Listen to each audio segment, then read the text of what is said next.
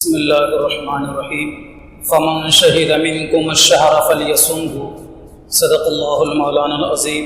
وعن ابي هريره رضي الله تعالى عنه قال قال رسول الله صلى الله عليه وسلم من صام رمضان ايمانا واحتسابا غفر له ما تقدم من ذنبه ومن قام ايمانا واحتسابا غفر له ما تقدم من ذنبه او كما قال النبي صلی اللہ علیہ وسلم. قابل احترام دینی بھائی اور عزیزوں، وہ انتظار کی گھڑیاں ختم ہو گئی جس کا مسلمانوں کو بڑی بے چینی سے انتظار تھا کہ رمضان المبارک کا مہینہ شروع ہو اور ہم رمضان المبارک کی ساری انوار کو، برکات کو اور اس کی حسنات کو حاصل کر سکیں. اس ماہ مبارک میں کچھ کما لینا، کچھ حاصل کر لینا بڑی سعادت مندی کی بات ہے، اور اس مہینے میں غفلت میں گزار دینا اس مہینے کو اور لاپرواہی و سستی میں گزار دینا بڑی محرومی اور بڑی بدنصیبی کی بات ہے. اللہ تعالیٰ سے دعا ہے کہ اللہ تعالیٰ ہم تمام کو اپنے سعادت مند اور اپنے خوش نصیب بندوں میں شامل فرمائے جو قرن اول سے لے کر آج تک ماہ رمضان کو پاتے رہے ہیں اور اس کی انوار و برکات سے مالا مال ہوتے رہے ہیں. ویسے خوش نصیب بندوں میں اللہ تعالیٰ میرا آپ کا سب کا شمار فرمائے. قابل احترام دینی بھائی اور عزیز ہو، یہ ماہ مبارک رمضان اور اس مہینے کا روزہ اور اس مہینے کی تراویح، یہ دو عبادتیں ایسی ہیں اللہ تبارک و تعالیٰ نے خاص طور پر اس امت کو عطا فرمائی. پچھلے جتنے انبیاء علیہم السلام دنیا میں تشریف لائے ان تمام امتوں پر، پیغمبروں پر نہ رمضان کا روزہ تھا نہ تراویح کی نماز تھی. پچھلی قومیں اور پچھلی امتیں رمضان کے روزوں سے اور تراویح جیسے بابرکت نماز سے محروم رہی ہیں. خصوصی طور پر اللہ تعالیٰ نے امت محمدیہ کے لیے دو چیزیں عطا فرمائی ہیں. اس میں ہمیں چاہیے کہ ہم خوب ذوق اور شوق کے ساتھ ان دو چیزوں کا اہتمام کریں کہ روزوں کا بھی اہتمام کریں اور اسی طرح تراویح کے نماز کا بھی اہتمام کریں. یہ دو چیزیں، یہ دو عبادتیں ایسی ہیں اللہ کے نبی علیہ الصلوۃ والسلام فرماتے ہیں کہ ان دو عبادتوں کی وجہ سے اللہ تبارک و تعالی مومن کے پچھلے سارے گناہوں کو معاف کر دیتے. معمولی بات نہیں ہے. جو خطبہ مسنونہ کے اندر جو میں نے حدیث مبارکہ پڑھی ہے، یعنی مسلم شریف کی روایت ہے، حضرت ابو ہریرہ رضی اللہ تعالیٰ عنہ کہتے ہیں کہ نبی کریم صلی اللہ علیہ وسلم نے ارشاد فرمایا من صام رمضان ایمانا و احتسابا غفر له ما تقدم من ذنبه. صامہ کے معنی آتے ہیں روزہ رکھنا، صوم کے معنی آتے ہیں روزے کے. صامہ جس نے روزہ رکھا، جس نے رمضان کے روزے رکھے ایمانا و احتسابا، ایمان کی حالت میں ثواب کی نیت سے، غفر له ما تقدم من ذنبی، اللہ اس کے پچھلے سارے گناہوں کو معاف کر دیتے. اللہ اکبر کبیرہ، کتنی بڑی بات ہے. ہم صاحب ایمان ہیں، ہم روزہ رکھ رہے ہیں تو ساتھ میں ثواب کی نیت سے روزہ رکھیں. یوں ہی نہیں کہ چلو رمضان آتا روزہ رکھنا ہے، رکھ لیا، سحری کر لی، وقت پر افطار کر لی. ثواب کی نیت سے میں روزہ رکھوں گا. اور دوسری چیز پیغمبر اسلام علیہ السلام فرماتے من قاما، قاما یقومو کے معنی کھڑے ہونا، عبادت کرنا.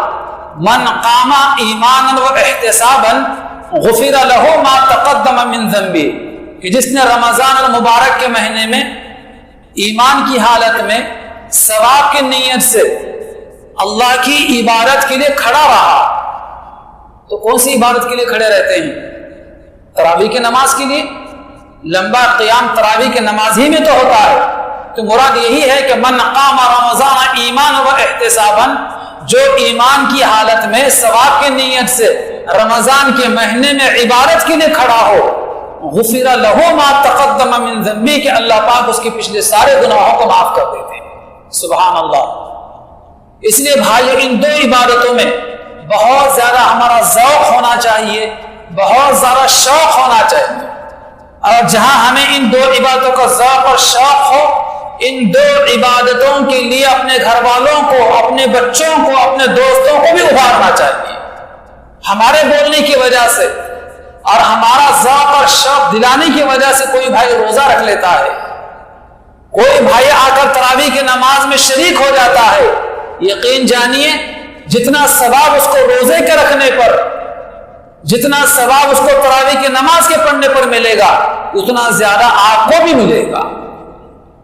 ترغیب دیں، حوصلہ بڑھائیں ان کا۔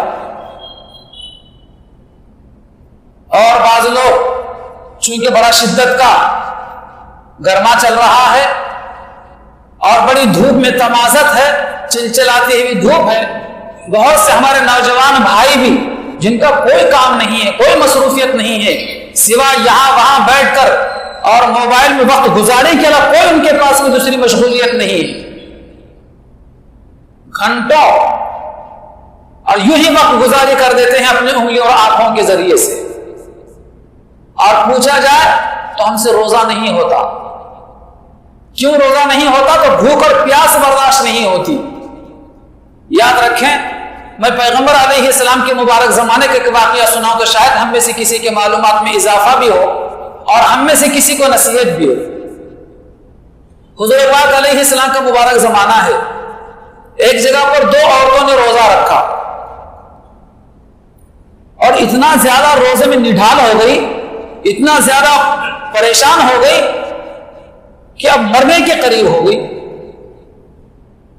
لوگ دوڑے ہوئے حضور کی خدمت میں حاضر ہوئے اور کہنے لگے کہ یا رسول اللہ صلی اللہ علیہ وسلم، دو عورتوں نے روزہ رکھا ہے لیکن ابھی دوپہر ہی ہونے کو ہے کہ اتنا زیادہ روزہ لگا ہے کہ وہ روزے کے افطار کی اجازت مانگ رہے ہیں۔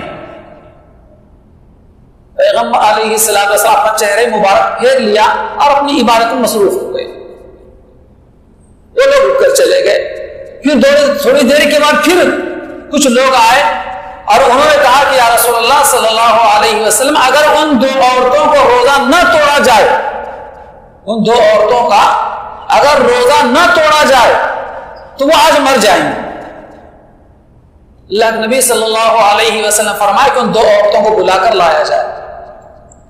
ان دو عورتوں کو حضور پاک علیہ السلام کی خدمت میں پیش کیا گیا تو آپ علیہ السلام نے ایک برتن منگایا اور برتن منگانے کے بعد ان عورتوں کے سامنے کیا اور فرمایا کہ اس میں قے کرو۔ ایک عورت سے فرمایا کہ اس میں قے کرو۔ اس عورت نے قے کی۔ قے کرنے کے بعد اس عورت کے منہ سے خون کے اور پیپ کے لوتڑے اور خون کے گوشت کے ٹکڑے اس برتن میں گرے۔ برتن کا آدھا پیالہ بھر گیا، آدھا برتن بھر گیا۔ پھر آپ علیہ السلام نے دوسری عورت سے فرمایا کہ تم بھی اس میں قے کرو۔ اس عورت نے بھی قے کیا تو اس کے منہ سے بھی خون اور پیپ کے لوتھڑے اور اسی طرح گوشت کے ٹکڑے اس برتن میں گرے، یہاں تک کہ برتن پورا کا پورا بھر گیا۔ اللہ کے نبی صلی اللہ علیہ وسلم نے حاضرین سے فرمایا کہ ان دو عورتوں نے حلال رزق کھا کر روزہ تو رکھا لیکن حرام خوری کرنے کی وجہ سے ان کی یہ حالت ہو گئی۔ حرام خوری کا مطلب یہ ہے کہ ان لوگوں نے لقمے حلال کھا کر روزہ تو رکھا تھا لیکن انہوں نے لوگوں کی غیبتیں کی، اپنی زبان کو گناہ سے نہیں بچایا، غیبت کی، جس کی وجہ سے ان کی یہ حالت ہو گئی۔ تو دیکھا آپ نے کہ جو جتنا زیادہ گناہوں میں مبتلا رہتے ہیں، جتنا زیادہ جو لوگ گناہوں میں مبتلا ہوتے ہیں اتنا ہی زیادہ ان کو روزہ لگتا ہے۔ کتنے لوگ ایسے ہیں جو روزہ رہ کر روز مزدوری کرتے ہیں، روزہ رہ کر روز مزدوری کرتے ہیں۔ ہم ٹھنڈی چھاؤں میں بیٹھتے ہیں اور اگر کسی ضرورت کی وجہ سے کہیں بازار جا کر ایک چکر لگا کر آ جائے طبیعت نڈھال ہو جاتی ہے، لیکن بعض اتنے خوش نصیب ہوتے ہیں بیچارے کہ روز مزدوری کرتے ہیں، اپنا کاروبار دھندا کرتے ہیں، پورا روزہ ان کا ہو جاتا ہے، کوئی پریشانی نہیں، کوئی گھبراہٹ نہیں اور کوئی تکلیف نہیں انہیں۔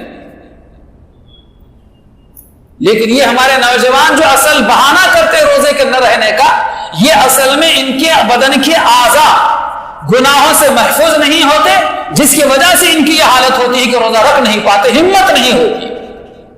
اللہ تعالی ہماری حفاظت فرمائے۔ اس لیے بھائیو، ہمت اور حوصلے کے ساتھ میں خاص طور پر اپنے بدن کے اعضاء کو گناہوں سے بچانے کی ضرورت ہوتی ہے۔ کانوں کا روزہ ہوتا ہے۔ کانوں کا روزہ کیا ہے؟ کہ ان کانوں سے کوئی غلط بات نہ سنی جائے۔ آنکھوں کا روزہ ہوتا ہے۔ آنکھوں کا روزہ کیا ہے؟ ان آنکھوں سے کوئی غلط چیز نہ دیکھی جائے۔ منہ کا روزہ ہوتا ہے، زبان کا روزہ ہوتا ہے۔ زبان کا روزہ کیا ہے؟ اس زبان کا استعمال غلط نہ کیا جائے۔ دل و دماغ کا روزہ ہوتا ہے۔ دل و دماغ کا روزہ کیا ہے؟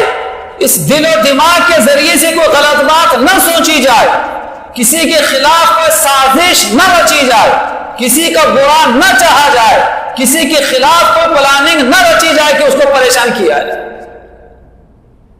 ہاتھ کا روزہ ہوتا ہے۔ ہاتھ کا روزہ کیا ہے؟ اس ہاتھ کے ذریعے سے کسی کو تکلیف نہ دی جائے۔ پیروں کا روزہ ہوتا ہے۔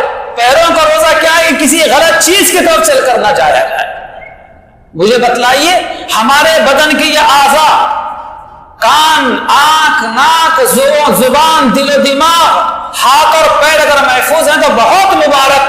آپ نے تلاوت نہ کی کوئی فرق نہیں پڑتا، آپ نے ذکر و اذکار نہ کیا کوئی فرق نہیں پڑتا۔ بدن کی یہ اعضاء اگر ہمارے گناہوں سے محفوظ ہے تو آپ کا روزہ اللہ کی بارگاہ میں 100 مرتبہ قابل قبول ہے۔ ایک مرتبہ نہیں، 100 مرتبہ۔ لیکن ایک پارہ نے روزانہ 10 پاروں کی تلاوت کر لیں۔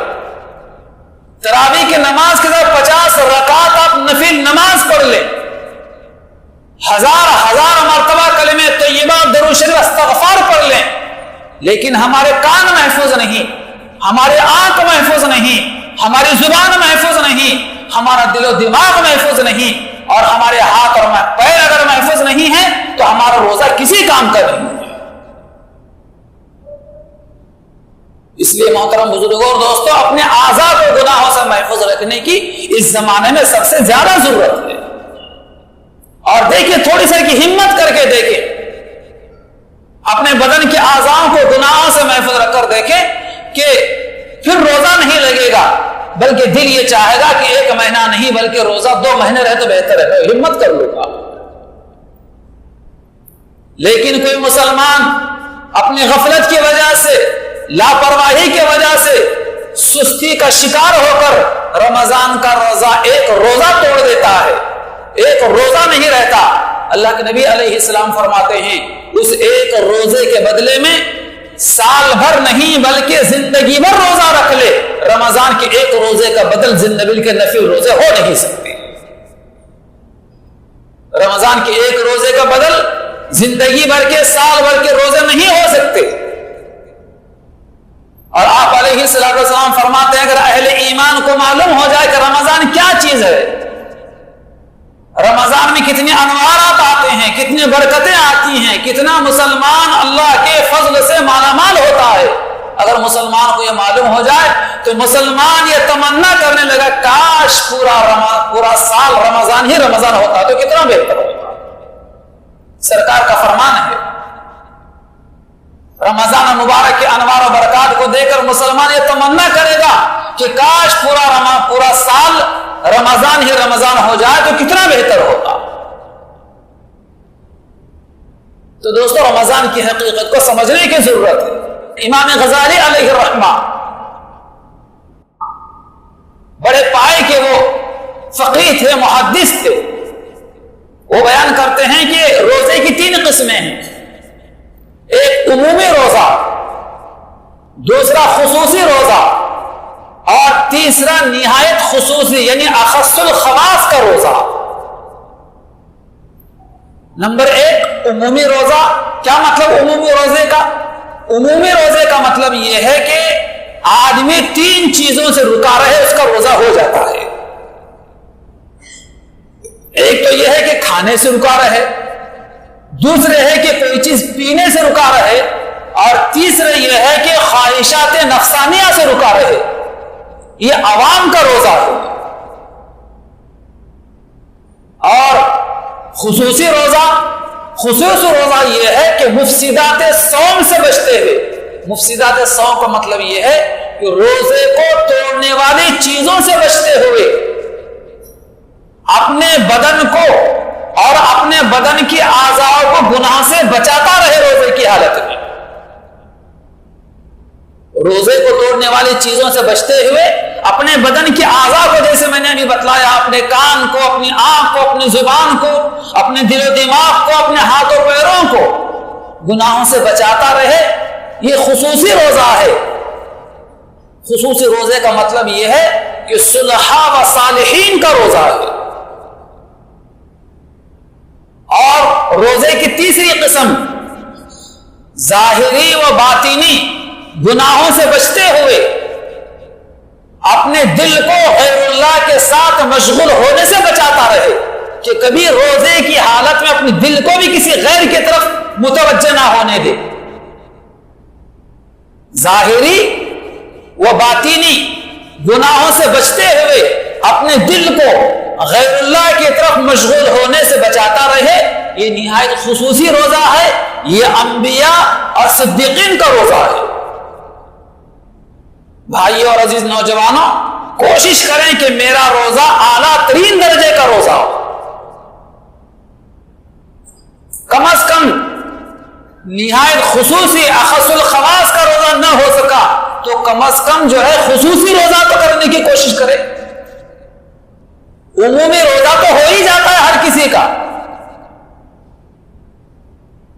رمضان کے اندر بڑی اللہ تعالیٰ کی رحمتوں کی بارش ہوتی ہے، اور جب رات 2/3 گزر جاتی ہے اور رات کا 1/3 حصہ باقی رہ جاتا ہے، جس آخری تہائی رات کے اندر ہماری گھر کی خواتین اور ہماری بہنیں سحری کی تیاری کے لیے بیدار ہو جاتی ہیں، وہ رات کا تیسرا حصہ ہے.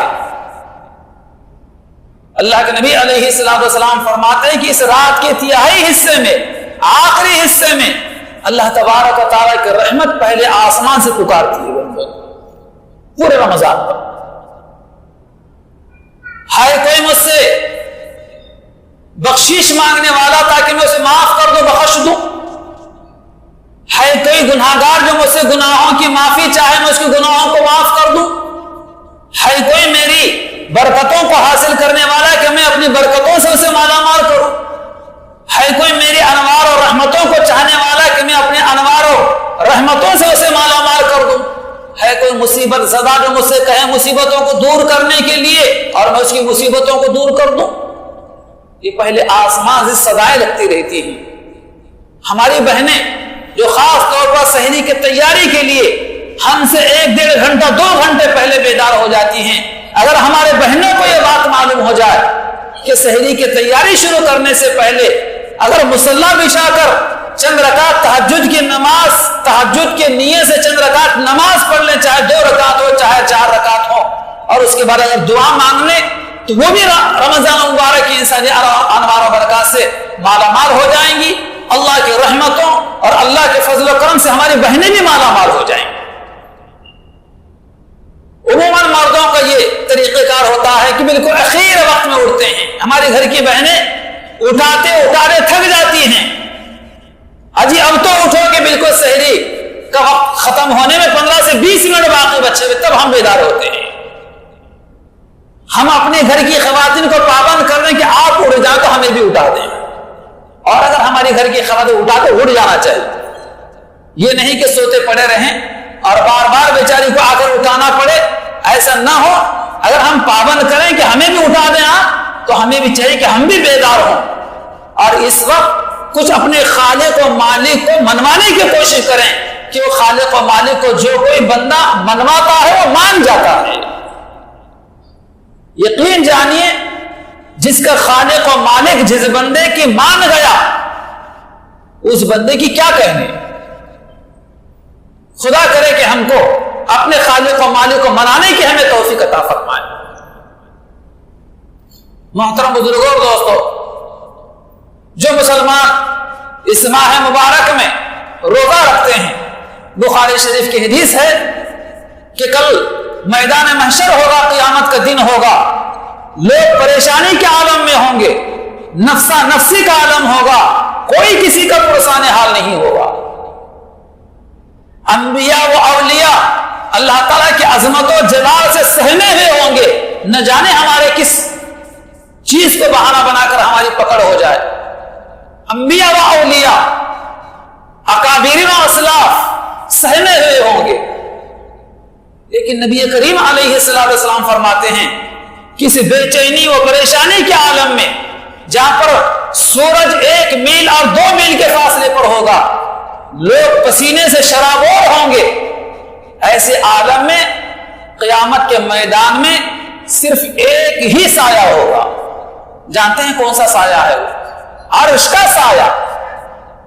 اس عرش کے سائے تلے ایک دسترخوان بچھایا جائے گا، اور اس دسترخوان کے اوپر جنت کی نعمتیں بچھائی جائیں گی، سجائی جائیں گی، اور کچھ خوش نصیب لوگ اس چلچلاتی ہوئی دھوپ میں، پریشانی کے عالم میں، نفسا نفسی کے عالم میں لوگ اپنے حساب و کتاب میں پھنسے ہوئے ہوں گے، اور ادھر کچھ خوش نصیب لوگ عرش کے سائے تلے دسترخوان پر جنت کی نعمتیں کھا رہے ہوں گے، پی رہے ہوں گے۔ جو لوگ پریشانی میں پھنسے ہوئے ہوں گے، جو لوگوں کا حساب و کتاب ابھی نہیں ہوا ہوگا، گناہگار لوگ مشکل میں پڑے ہوئے ہوں گے، وہ لوگ حیرت سے کہیں گے اور خوش نصیب لوگ ہیں، یہ کیسا عظیم سایہ ان کے لیے، ایئر کنڈیشن کی ہوائیں وہاں چل رہی ہیں، اور جنت کی بہترین نعمتیں وہ کھا رہے ہیں اور پی رہے ہیں۔ ادھر ان کے دلوں میں یہ نکل رہا ہوگا، زبان سے بات نکل رہی ہوگی، کون خوش نصیب لوگ ہیں؟ ابھی ہم پریشانی کے عالم میں ہیں، خدا پاک کی طرف سے آواز آئے گی، لوگوں یہ وہ خوش نصیب بندے ہیں جو عرش کے سائے تلے جنت کی نعمتیں کھا اور پی رہے ہیں۔ دنیا میں رمضان کا مہینہ آتا تھا تو ساری نعمتوں کو چھوڑ کر بھوکے پیاسے رہتے تھے، روزہ رہتے تھے، یہ وہ لوگ ہیں۔ اور تم وہ بدنصیب محروم لوگ ہو کہ رمضان غیر رمضان تمہارے لیے برابر تھے، رمضان غیر رمضان تمہارے لیے برابر تھے، تم وہ لوگ۔ اللہ تعالیٰ ان خوش نصیب بندوں میں ہمارا شمار اور ہمیں شامل فرمائے جو میدان محشر میں سوا رحمان کے عرش کے سائے کے کوئی سایہ نہیں ہوگا، اس رحمان کے عرش کے سائے تھے اللہ پاک جنت کی نعمتیں جنت سے پہلے ہمیں کھلائے اور پلائے۔ تو ہمت کی ضرورت پڑتی ہے بزرگوں، حوصلہ کرنے کی ضرورت پڑتی ہے۔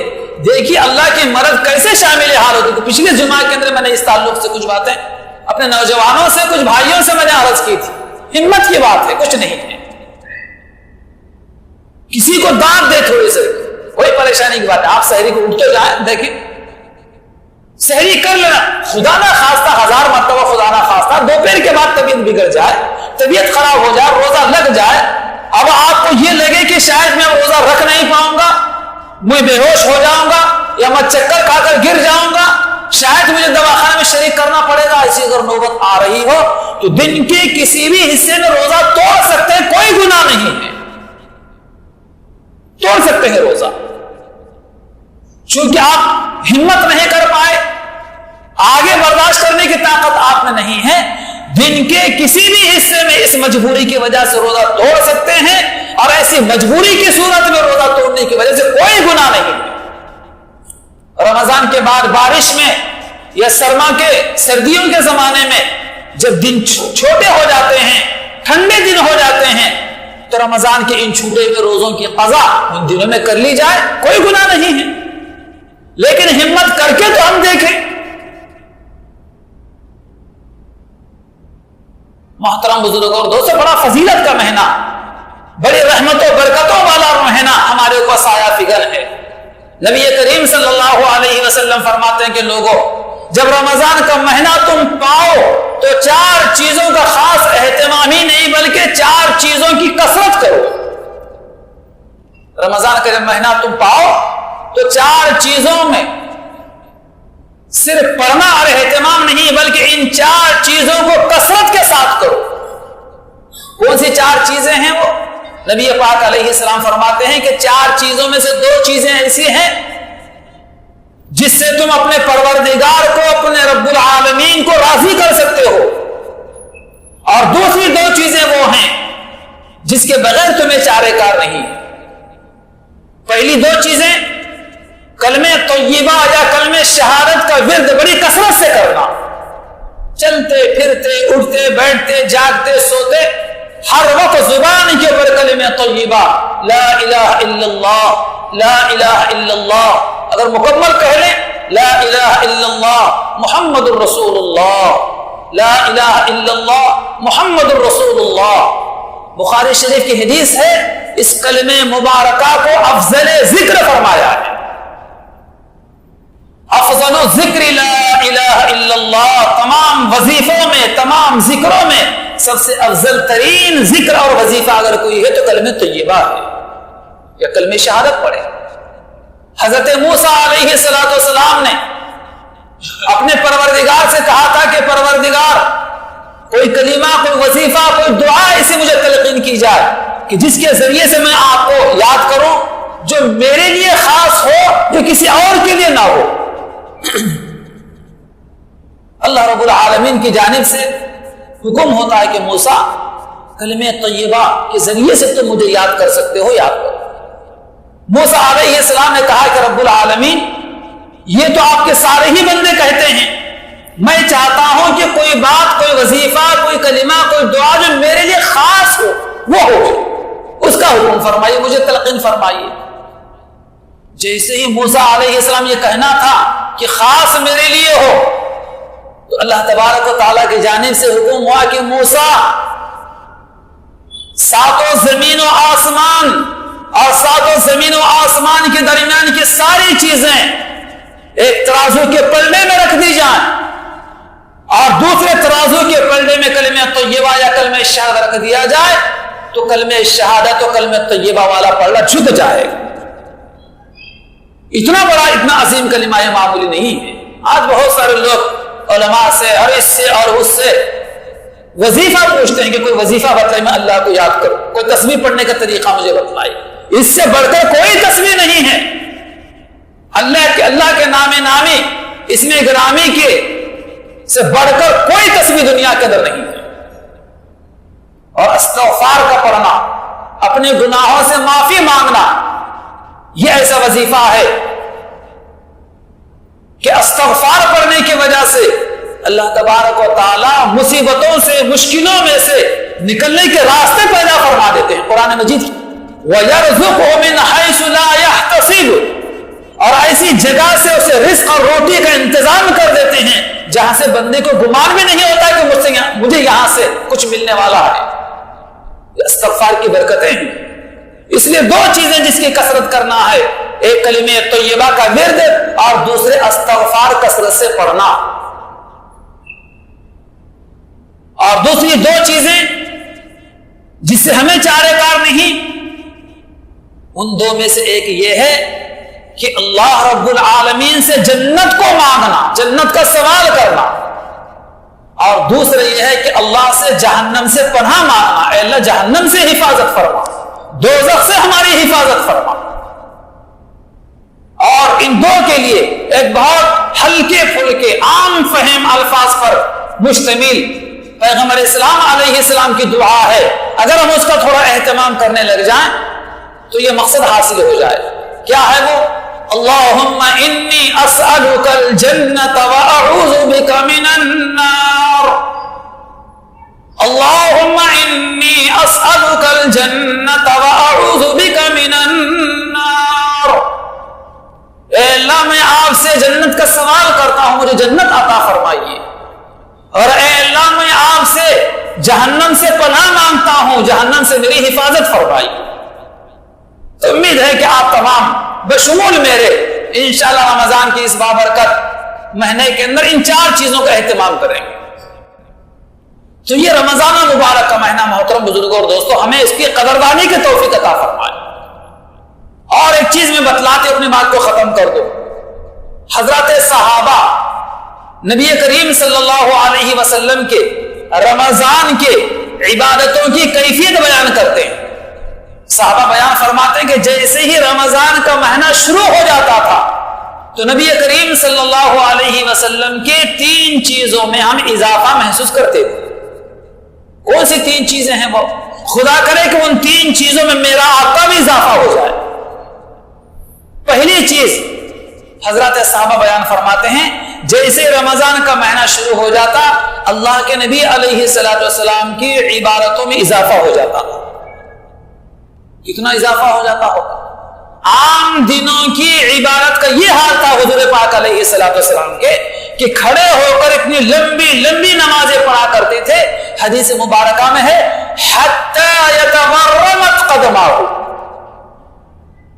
کہ دیر تک لمبا قیام کرنے کی وجہ سے حضور پاک صلی اللہ علیہ وسلم کی مبارک پیروں پر پنڈلیوں پر ورم آ جایا کرتا تھا، سوج جایا کرتے تھے، اور رمضان کا مہینہ آنے پر اس میں اور اضافہ ہو جاتا تھا تو خدا جانے کتنا زیادہ انہماک کو کرتے ہوں گے، کتنا زیادہ اور عبادت میں اضافہ ہو جاتا۔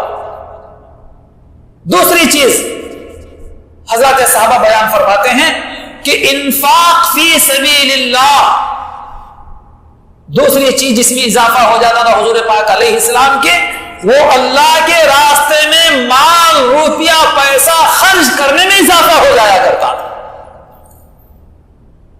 حالانکہ عام زمانے اور عام دنوں کی یہ حالت تھی کہ حضور پاک علیہ الصلوۃ والسلام کے در سے، آپ کے گھر سے کوئی سائل، کوئی فقیر، کوئی محتاج خالی ہاتھ واپس نہیں جاتا تھا، تو رمضان کے مہینے میں اس میں اور اضافہ ہوتا ہوگا، تو اندازہ لگائے کس قدر آپ لوگوں کو رمضان کے مہینے میں دیتے ہوں گے۔ اور تیسری چیز جس میں اضافہ ہو جاتا تھا حضور پاک علیہ السلام کے، وہ بیان فرماتے حضرات صحابہ کہ رمضان کے جیسے مہینہ شروع ہو جاتا تو حضور پاک علیہ السلام کی دعاؤں اور مناجات میں اضافہ ہو جایا کرتا تھا۔ تو خدا کرے کہ ان 3 چیزوں میں ہمارا بھی اضافہ ہو جائے۔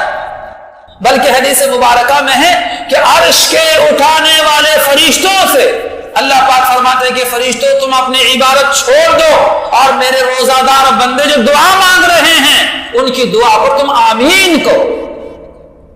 ظاہر بات ہے جس بندے کی دعا پر اور جس روزہ دار کی دعا پر فرشتے آمین کہیں، اور عام فرشتے نہیں بلکہ اللہ کے مقرب و مشہور عرش کو اٹھانے والے فرشتے آمین کہیں، تو اس دعا کی قبولیت میں کیا